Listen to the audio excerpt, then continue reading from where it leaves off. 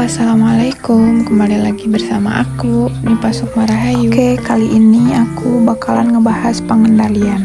Manajemen adalah suatu rangkaian aktivitas, termasuk perencanaan, pengorganisasian, pemimpinan, dan pengendalian yang diarahkan pada penggunaan sumber daya organisasi untuk mencapai tujuan yang telah ditetapkan secara efektif dan efisien. Sudah kita ketahui bahwa pengendalian merupakan salah satu fungsi dari manajemen, yaitu fungsi terakhir di mana suatu organisasi harus melakukan pengendalian atau controlling atau pengawasan terhadap kinerja organisasi tersebut untuk mencapai tujuan yang efektif dan efisien. Nah, kendali atau controlling ini memiliki arti, yaitu satu di antara beberapa fungsi manajemen berupa pengendalian, penilaian, bila perlu mengadakan koreksi hingga apa yang dilakukan bawahan dapat diarahkan ke jalan yang benar dengan tujuan yang digariskan. Berarti di sini kendali itu merupakan hal yang wajib dilakukan seorang atasan atau seorang pimpinan untuk melakukan koreksi atau pemeriksaan di akhir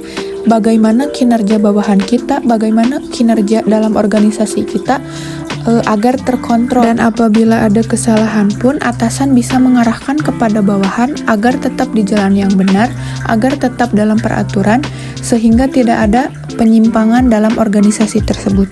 Nah, kemudian di sini ada pengertian controlling menurut beberapa ahli. Yang pertama, menurut Henry Fayol, controlling adalah pengendalian suatu usaha terdiri dari melihat bahwa segala sesuatu yang sedang dilakukan sesuai dengan rencana yang telah diadopsi, perintah yang telah diberikan, dan prinsip-prinsip yang telah ditetapkan.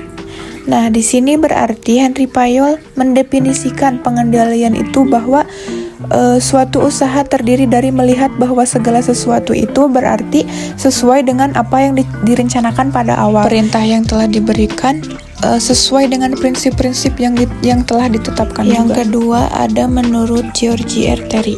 Pengawasan atau controlling yaitu untuk mengawasi apakah gerakan dari organisasi ini sudah sesuai dengan rencana atau belum. Artinya di sini George R. Terry itu mendefinisikan bahwa controlling itu kita mengawasi apakah organisasi itu udah sesuai dengan apa yang kita harapkan, apakah organisasi itu udah sesuai dengan rencana atau belum. Yang terakhir menurut Harold Kohn, pengendalian adalah pengukuran dan koreksi kinerja dalam rangka untuk memastikan bahwa tujuan-tujuan perusahaan dan rencana yang dirancang untuk mencapainya tercapai. Kalau menurut Harold, itu merupakan pengukuran atau koreksi dalam rangka untuk memastikan bahwa tujuan-tujuan itu tercapai sesuai apa tidak.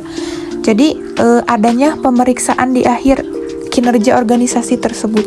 Nah, kemudian di sini ada sasaran pengawasan, merupakan temuan yang menyatakan terjadi penyimpangan rencana atau target. Yang pertama, mengarahkan atau merekomendasikan perbaikan, di mana kita harus ketika ada bawahan, ketika ada kesalahan dalam organisasi, kita wajib merekomendasikan untuk memperbaiki, bukan hanya dibiarkan saja. Nah, yang kedua di sini adalah menyarankan agar ditekan tidak terjadi pemborosan, di mana untuk agar tidak terjadinya penyimpangan, kita mampu meminimalisir, memperhemat gitu, tidak terjadi pemborosan. Dan yang terakhir yaitu mengoptimalkan pekerjaan untuk mencapai sasaran rencana.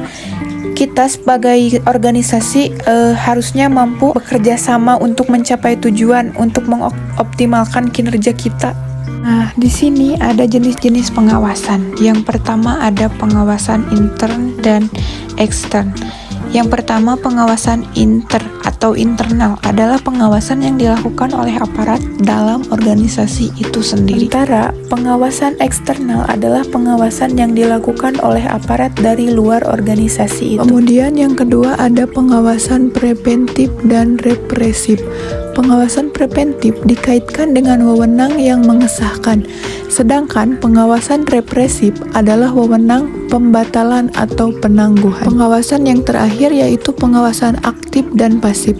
Pengawasan aktif langsung dijalankan di lokasi operasional tempat organisasi tersebut berada, sedangkan pengawasan pasif disematkan pada tindakan pengawasan yang dilakukan dari jarak jauh, misalnya lewat pemeriksaan surat, dokumen, maupun laporan kegiatan. Selanjutnya ada tahap-tahap proses pengawasan. Yang pertama ada tahap penetapan standar, yaitu sasaran dan target pelaksanaannya TG digunakan sebagai patokan dalam PK. Yang kedua ada tahap penentuan pengukuran pelaksanaan kegiatan, di mana dasar atas pelaksanaan kegiatan tersebut. Nah, di sini setelah penentuan, kemudian ada tahap pengukuran pelaksanaan kegiatan, di mana proses yang berulang-ulang atau kontinu. Yang ketiga yaitu tahapan perbandingan pelaksanaan dengan standar dan analisa penyimpangan, yaitu mengetahui penyebab terjadinya penyimpangan itu apa dan mampu kita untuk menganalisisnya. Dan yang terakhir ada tahapan pengambilan tindakan koreksi,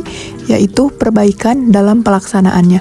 Nah, tahap terakhir ini adalah tahap koreksi atau tahap perbaikan, tahap penilaian, tahap pemeriksaan dalam pengawasan. Adapun syarat-syarat pengawasan, yang pertama, pengawasan harus mendukung sifat dan kebutuhan kegiatan. Yang kedua, pengawasan harus melaporkan setiap penyimpangan yang terjadi. Nah, ketika ada penyimpangan wajib untuk dilaporkan. Nah, yang ketiga ada pengawasan harus mempunyai pandangan ke depan. Jadi orientasinya ke masa depan. Terus yang keempat yaitu pengawasan harus objektif, teliti, dan sesuai dengan standar.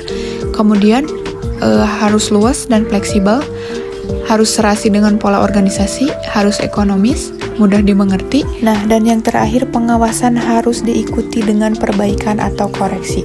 Nah, di sini dari tadi menyinggung dengan koreksi. Di akhir, koreksi dan pemeriksaan itu memang harus wajib dilakukan dalam pengendalian. Kemudian ada prinsip pengawasan. Yang pertama, memastikan pelaksanaan pekerjaan sesuai dengan rencana. Yang kedua yaitu merefleksikan sifat-sifat kebutuhan dari aktivitas yang harus dievaluasi. Yang ketiga, segera melaporkan penyimpangan-penyimpangan.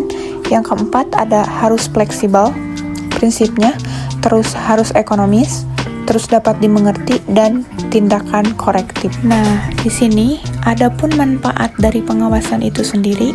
Yang pertama, untuk memberikan ruang reguler bagi supervisi guna merenungkan isi pekerjaan. Yang kedua, mengembangkan pemahaman dan keterampilan dalam bekerja. Kemudian menerima informasi dan perspektif lain mengenai pekerjaan.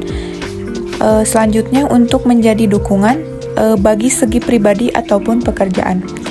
Yang keenam ada memastikan bahwa sebagai pribadi yang tidak ditinggalkan, kemudian memiliki ruang guna mengeksplorasi diri pribadi. Selanjutnya merencanakan dan memanfaatkan sumber daya pribadi dan profesional yang lebih baik. Selanjutnya menjadi proaktif bukan reaktif.